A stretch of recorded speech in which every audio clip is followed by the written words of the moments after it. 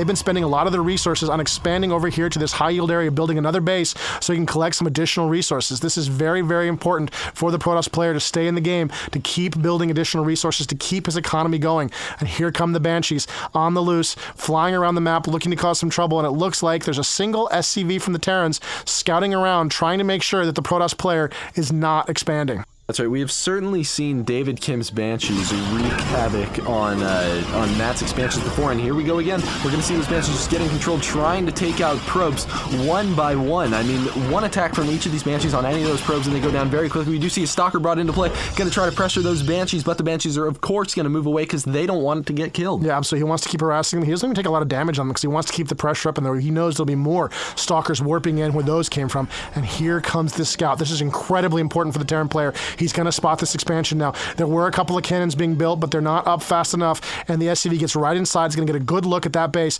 and here comes the Terran player. He wants to push now. He's moving in, trying to engage those Colossus, and it looks like he's managed to do a lot of damage to those units. Oh my god, one of the Colossus is taking just a beating from those Banshees. The Hellions are backing up under that withering fire, but still the Banshees are doing their damage. Oh, one of the Colossus goes down to the Cloaked Banshees, and the last remaining Colossus is going to limp away, try to find some cover under the guns of his friendly Stalkers there, and looks like the Cloak is still in play. There's no Observer nearby, and here comes the Observer. The Observer's moved in. Now the Banshees can be seen, and one is destroyed. Ooh, what a good attack by the Terran player. And now that the Terran player is able to see this Protoss expansion, he's going to be moving over there with this large amount of Marauders. That is 12 Marauders, and an additional 4 Hellions are just absolutely going to be able to tear those cannons apart. There was a unit trying to be warped in, but he focused it during the 5 seconds that it was getting warped in and killed him before it was able to hatch. Yeah, absolutely. It looks like the Stalker's going to come in and try to bail the situation. Now, that's way too many Marauders for that Stalker. He hasn't got a lot of hope of dealing with the situation, and still no real practical way to deal with that many Banshees. He has dropped a number of them, but it looks like he has lost all of the Stalkers, and now the Colossus is trying to get to a position where it can fire at the Marauders, but it's just taking a pounding from those Banshees, and this base is going down. There goes the Nexus. That's just too many Marauders doing tons and tons of damage, especially to buildings, just tearing up the place while the Protoss desperately scramble to stay in this game. Now, meanwhile, the Terran is just going to build another expansion. He wants to keep this one up, so he's just going to build another command center and take it on over to his natural expansion. Yeah, and it looks like here come the Banshees in once again. Now, there's not actually a lot going on back here. Most of the probes have already left. They've moved off to other areas to resource. So those Banshees are going to do some damage, but not a lot. Meanwhile, at the front of the Protoss base, the Terrans are pressing in. The Protoss don't have a lot on the field. You can see they're not producing almost anything. There's only 3 Zealots being warped in right now compared to the large number of forces being created by the Terrans. And here come the workers moving out, trying to engage these Marauders. He's got to drive these Marauders away. Here comes some Zealots tearing away at the Marauders, and the probes are moving in, fighting off as well. The Marauders are backing up, firing a shot, backing up, firing a shot, trying to kite these units away, trying to get as much damage as they can get in before they're brought down.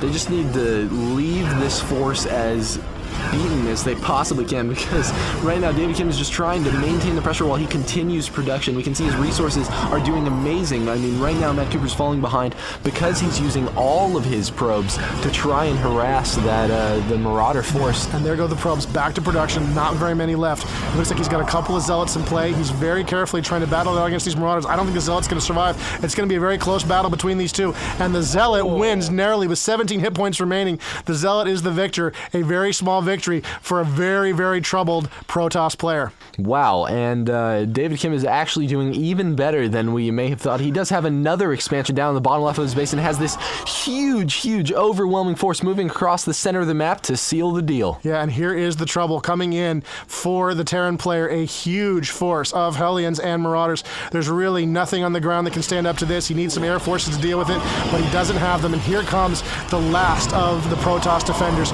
desperately trying to stem the loss of life. He rushes the workers in, but those Hellions are the perfect counter. They tear through those workers and cut them all to pieces. This has really got to be the end of the game for the Protoss player. He's in a lot of trouble here. He's lost, and there's the GG. Matt Cooper conceding the game. Good game, he says, to David Kim. So we just saw David Kim get in there with those Marauders and those Banshees and ultimately push Matt Cooper into a corner he just couldn't get out of. Yeah, it was really, really tough on Matt. He really had some options to get out of that situation. He could have gone to the air. He could have gone with Phoenix. He could have gone with Warp Rays, but he just couldn't manage it in time, and he ultimately was overrun. You can see StarCraft2 is such a challenging game for play. These players did a really great job at showing us what a very competitive match can look like. Yeah, what a great game. Thanks for joining us in this StarCraft2 Battle Report.